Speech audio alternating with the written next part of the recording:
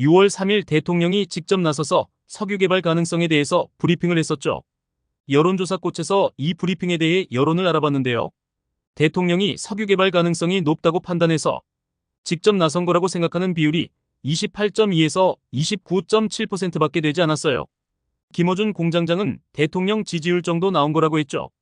이에 반해 이벤트를 통해 낮은 지지율을 만회하려는 거라고 생각하는 비율은 62.5 또는 61.7%로 앞의 비율보다 훨씬 높았는데요. 흥미로운 건 대구 경북에서도 그냥 이벤트일 뿐이라고 생각하는 비율이 더 높았다는 거죠. 70대 이상만 46.9%가 석유가 나올 가능성이 있다고 믿는다고 했죠. 나머지 연령대는 전부 다 이벤트라고만 생각하고 브리핑을 믿지 않았는데요. 김어준 공장장 말처럼 대구 경북도 석유가 나올 거라고 믿는 게 아니라 대통령이 지지율 때문에 이벤트가 필요했구나 생각하는 비율이 훨씬 높았다는 거죠. 그리고 박시영 대표는 이 이슈가 오래가지 않을 것 같다고 전망했는데요. 4월 25일 정규재 씨는 CBS 라디오 박재홍의 한판 승부에 출연해서 이렇게 말했습니다. 그러니까 대통령 직무를 그저 행사 가라면 가고 연설하라 그러면 연설하는 것으로 끝인 줄 알고 있는 겁니다.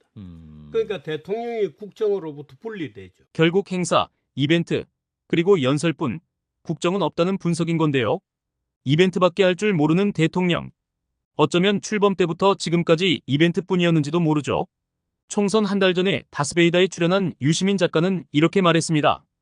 2022년 6월 이후에 지금까지 1년 8개월 동안 국정수행 지지도 긍정 부정의 이 그래프가 의미 있는 변화를 보인 적은 한 번도 없습니다. 전체적으로 1년 반 동안 60대 35로 딱 고정돼 있었습니다. 출범하고 얼마 지나지 않아 국민들은 대통령에 대한 평가를 끝냈다는 거죠. 어떤 대통령인지 어떤 사람인지 알아본 거죠. 국민이 뽑았지만 이제 국민이 신뢰하지 않는 대통령. 출범하고 얼마 지나지 않아 국민들로부터 평가가 끝난 대통령. 대통령이 하는 게 사람들은 이벤트라고 생각하는데 대통령 본인만 진지한 게 정말 우픈 상황입니다.